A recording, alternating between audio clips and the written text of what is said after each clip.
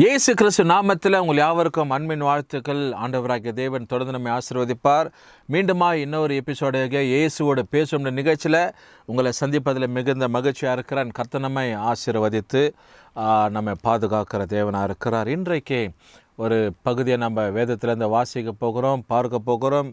உபாகமத்தின் புத்தகம் 28ஆம் அதிகாரத்தில் ஆண்டுடைய வார்த்தை நாம் எப்படியா வாசிக்க போகிறோம். தேவன் நமக்கு உதவி செய்கிறவராக இருக்கிறார். தி புக் ஆஃப் டியூட்ரானமி, உபாகமத்தின் புத்தகம் 26ஆம் அதிகாரத்தில் ஒரு குறிப்பிட்ட வசனத்தை நாம் வாசிக்க போகிறோம். 19வது வசனத்தை நம்ம வாசித்து தியானிக்கும் போது book of Deuteronomy chapter 26 verses 18. ஆகையினால இந்த வசனங்கள் பார்க்கும்போது நமக்கு பெரிய ஒரு ஆசீர்வாதமான ஒரு வார்த்தைகள் இங்கே அழகாய் சொல்லப்படுகிறது. கடைசி வசனமாகிய இந்த 19ஆம் வசனம், நான் உண்டு பண்ணின எல்லா ஜாதிகளை பார்க்கிலும் புகழ்ச்சியிலும் கீர்த்தியிலும் மகிமையிலும் உன்னை சிறந்திருக்கும்படி செய்வேன் என்று நான் சொன்னபடியே நீ உன் தேவனாகிய கர்த்தரை பரிசுத்த ஜாதிகளாக இருப்பாய் என்று அவர் இன்று உனக்கு சொல்லுகிறார் என்றார் சொல்லி வசனத்தில் நம்ம வாசிக்கிறோம். ஆகையினால ஆண்டவர் சொல்கிற ஒரு காரியங்கள் என்னவென்றால், தேவன் உண்டு பண்ணின எல்லா ஜாதிகளை எல்லா ஜனங்களை பார்க்கிலும் புகழ்ச்சியிலும் கீர்த்தியிலும் மகிமையிலும் உன்னை சிறந்திருக்கும்படி. பாருங்க, புகழ்ச்சி கீர்த்தி மகிமை,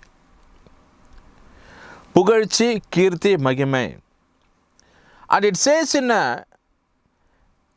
English Bible, it said, and to make thee high above all nations, which he hath made in praise and in name and in honor. The praise, the name and the honor. இது எங்கே நாம் எதிர்பார்ப்போம் அப்படின்ற பட்சத்தில் நமக்கு நல்ல பேர் வரணும்.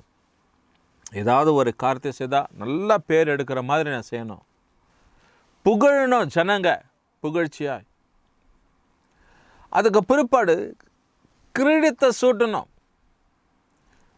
ஆசீர்வதிப்பது, கீர்த்தியும் புகழ்ச்சி மாதிரி கீர்த்தியாயிரு நல்லாயிருன்னு சொல்லி ஆசீர்வாதம். அப்படி போல ஜனங்களுடைய எதிர்பார்ப்பு, ஜனங்கள் என்ன பண்ணுவாங்க, மற்றவங்க ஏதாவது நம்ம செயல்படும் போது அதை தான் ஜனங்கள் நம்மிடத்தில், மனுஷரிடத்துலையோ மற்றவங்க இடத்துலையோ ஒரு பெற்றோரிடத்துலையோ மூத்தவரிடத்தில் எதிர்பார்க்கிறது.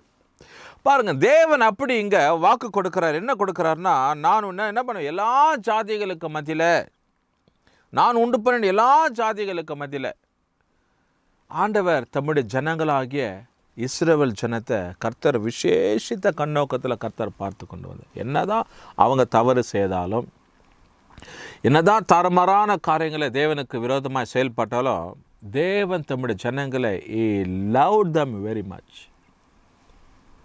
ஒவ்வொரு காரியத்திலும் ஆண்டவர் இஸ்ரவேல் ஜனங்களை விசேஷித்தமாய் ஆண்டவர் ஆசீர்வதித்து நடத்தி வந்தார். அவங்க தேவையான காரியங்களை கொடுத்தார். What all they expected from the Lord granted everything. What all they plead unto Moses, what all they supplicated, what all they were asking, they are requesting to Moses, the Moses will again request to the Lord, Lord, your peoples are dying. Lord, your peoples are doing. Lord, your peoples are expecting.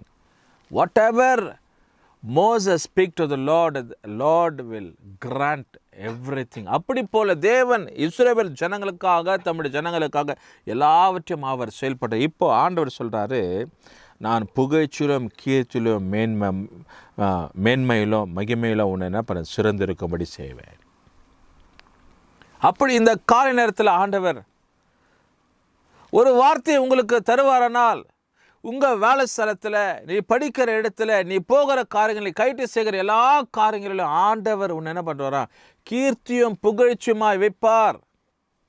தேவ ஜனமே, இது வரைக்கும் என் வாழ்க்கையில் நான் மேன்மை நான் கண்டதே இல்லை, யாரும் எனக்கு உயரமான ஒரு காரியத்தை கொண்டு போனதில்லைன்னு சொல்கிறீங்களா? இல்லை, தேவன் இன்றைக்கு ஒரு காரியத்தை உங்களுக்கு நியாயமாக செய்வார். என்னென்னா, உன்னை ஆசீர்வதிப்பார், கீர்த்தியும் புகழ்ச்சியுமாக வைப்பார். நீ செய்கிற எல்லா காரியங்களையும் ஆண்டவர் மற்ற ஜனங்களுக்கு மத்தியில் மற்றவங்களுக்கு மத்தியில் கர்த்தர் கட்டாயம் உயர்த்துகிற தேவனாக இருக்கிறார். தேவனுடைய திட்டம், தேவனுடைய தயவு, ஆண்டவர் எல்லாம் தம்முடைய பிள்ளைகளை ஒரு நாளும் ஒரு போதும் ஆண்டவர் கைவிட்டு ஆண்டவர் தம்முடைய ஜனங்களை பின்தங்க வைத்ததான சரித்திரம் கிடையவே கிடையாது.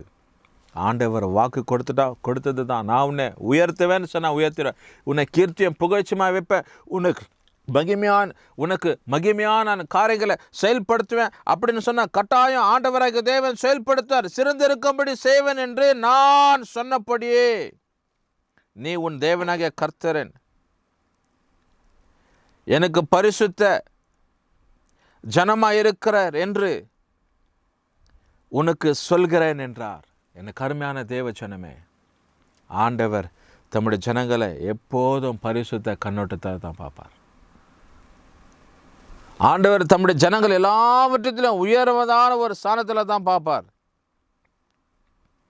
கர்த்தருடைய ஜனங்களிடத்தில் ஆண்டவர் எப்போதும் பேசிக்கொண்டே இருப்பார். ஆண்டவர் சம்பாஷித்து கொண்டே இருப்பார். தேவன் உறவாடி கொண்டே இருப்பார். நீங்கள் எப்படி எடுத்துக்கொண்டாலும் பரவாயில்ல, அவருடைய வார்த்தை தம்முடைய ஜனங்களுக்கு நேராக வந்து கொண்டே இருக்கும். கர்த்தர் தம்முடைய ஜனங்கள் மேலே நோக்கமாக இருப்பார். இந்த காலை நேரத்தில் ஆண்டவர் உங்களை கீர்த்தியும் புகழ்ச்சியுமாக வைப்பார். மகிமையாக ஆண்டவர் செயல்படுவார். உங்கள் வேலை ஸ்தலத்தில், குடும்ப காரியங்களை, நீ படிக்கிற ஒரு திட்டமிடுகிற எந்த செயல்பாடாக இருக்கட்டும், நீ அபரிவிதமாக ஆசீர்வதிக்கப்பட்டு இருக்கவே இது தேவனுடைய திட்டமாக இருக்கிறது. ஜெபம் பண்ணும். நல்ல பிதாவே துதிக்கிறோம்.